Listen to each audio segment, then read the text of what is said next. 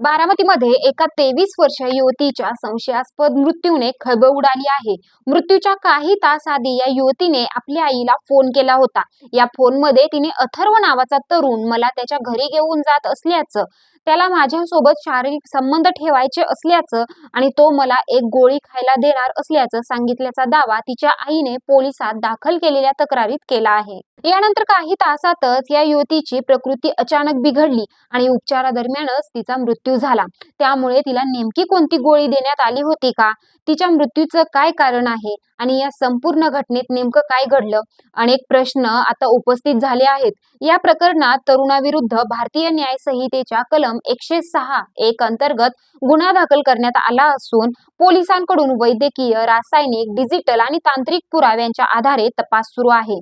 पोलिसात दाखल करण्यात आलेल्या तक्रारीनुसार मृत युवतीने BSc ॲग्रीचे शिक्षण पूर्ण केले होते. त्यानंतर तिने MPSC परीक्षेची तयारी करण्यासाठी पुण्यात क्लास करत होती.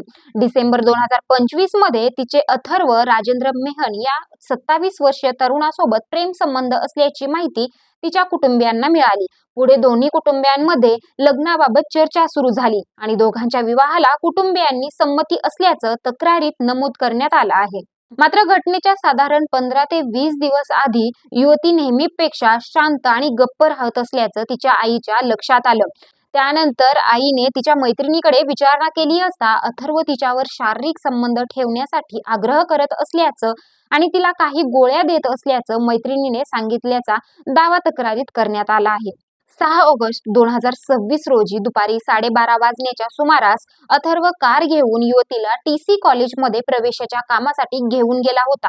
दुपारी 4च्या सुमारास युवतीने आईला मेसेज करून प्रवेश फी बाबत माहिती दिली.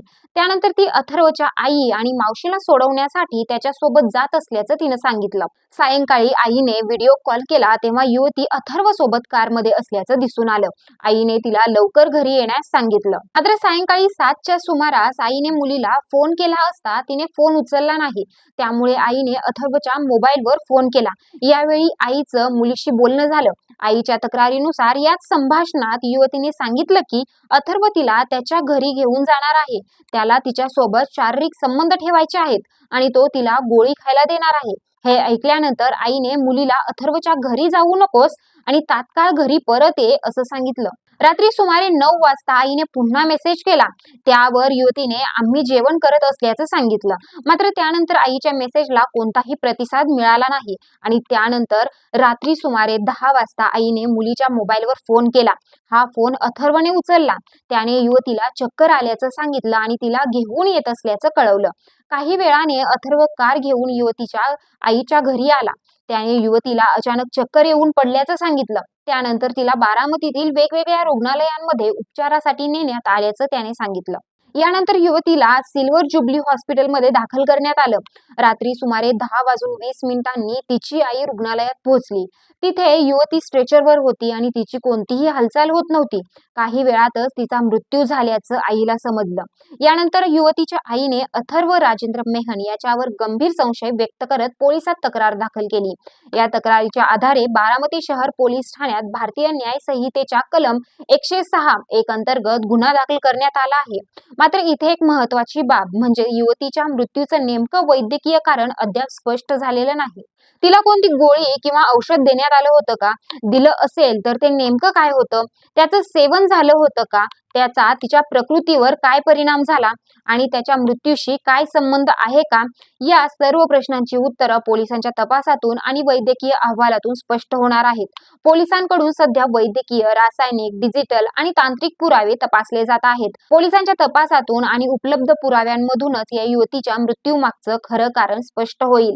बारामतीतील या घटनेने अनेक गंभीर प्रश्न उपस्थित केले आहेत.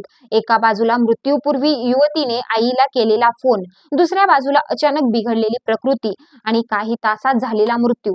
या सगळ्यामुळे कुटुंबांसह परिसरातही चिंता आणि संशयाचं वातावरण आहे. आता पोलिसांच्या तपासात नेमकं काय समोर येतं? वैद्यकीय आणि रासायनिक अहवाल काय सांगतात आणि या युवतीच्या मृत्यूचं निश्चित कारण काय आहे याकडे सर्वांचं लक्ष लागलं आहे.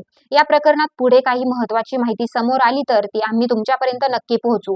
अशाच महत्त्वाच्या आणि विश्वासार्ह बातम्यांसाठी आमच्या चॅनलला फॉलो करा आणि व्हिडिओ आवडला असेल तर लाईक करा, शेअर करायला विसरू नका. धन्यवाद.